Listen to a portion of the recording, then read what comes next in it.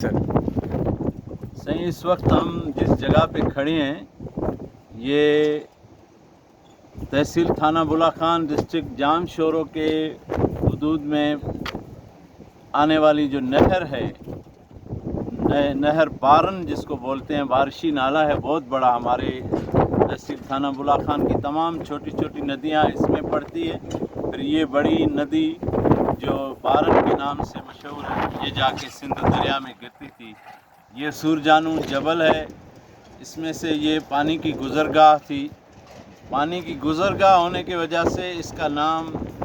در کا مطلب ہوتا ہے دروازہ، پانی کے گزرنے کی جگہ، اور وات منہ کو بولتے ہیں۔ تو یہ وات جو تھا اس کا بھی مطلب یہی ہے کہ یہ پانی کی گزرگاہ تھی۔ یہاں سے ان پہاڑ کے بیچ میں سے پانی کو قدرت نے رستہ بنا کے دیا ہوا تھا۔ تو کافی پرانی یہ تجویز تھی، سجیشن تھی کہ یہاں پر ڈیم بنایا جائے، یہ جو پانی گزر کر ضائع ہو جاتا ہے بارش کے زمانے میں، اس کو محفوظ کیا جائے تاکہ یہ جو ہمارا علاقہ ہے جابلو وہ سیراب ہو سکے، اس پانی سے مستفیض ہو سکے۔ تو اس کے لیے ایک ہمارے تحصیل تھانہ بلا خان میں داؤ کی جگہ بھی تھی اور یہ دروات کی جگہ تھی، ان دونوں پہ گورنمنٹ کا پلان تھا۔ وہاں کا کام بہت ہو گیا تھا لیکن پھر رک گیا، اور پھر یہ پروگرام جب آیا تو الحمدللہ یہاں یہ ڈیم بن گیا۔ اس میں یہ 100 کے قریب گہرا پانی ہے، 100 فٹ کے قریب، وہ ماشاءاللہ تقریباً کوئی شاید کافی 5-7 کلومیٹر کے اندر پھیلا ہوا یہ پورا ڈیم ہے، پانی ہے، ذخیرہ ہوا ہے۔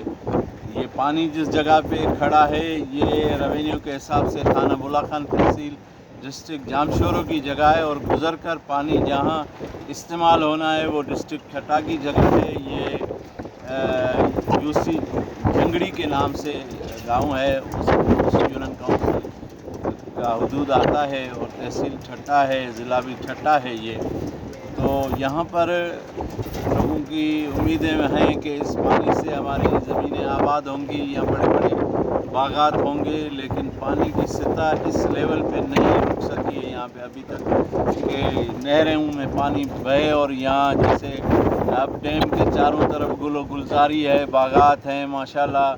بڑا علاقہ سیراب ہوا ہے۔ ابھی تک تو یہاں پہ اتنا ہو نہیں سکا ہے، لیکن امیدیں کی جا رہی ہیں کہ انشاءاللہ کبھی ایسی بارشیں ہوں گی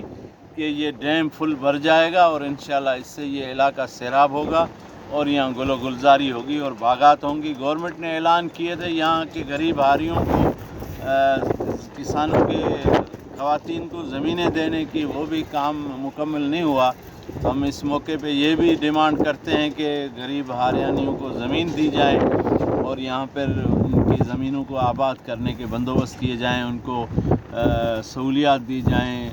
اور ٹریکٹر دیے جائیں، بیج دیے جائیں اور فصل کو اگانے کی سہولیات دی جائیں۔ اسی طرح جو ہے ہاریوں کو جو سہولیات ہو سکتی ہیں، سستی بجلی دی جائے تاکہ یہ لوگ پانی سولر پلیٹیں دی جائیں، سولر پلانٹ بنا کے دیے جائیں۔ وہ زیادہ سے زیادہ یہاں کیونکہ پسماندہ علاقہ ہے، غریب لوگ ہیں، تو ان کو جتنی گورنمنٹ سہولت دے گی، زمینیں آباد ہوں گی، زمینیں سیراب ہوں گی، گل و گلزار ہوگی، باغات ہوں گے، فصل ہوں گے، اناج اگے گا، لوگوں کی میں خوشحالی آئے گی اور ہمارا ملک جو ہے وہ انشاءاللہ ترقی کرے گا۔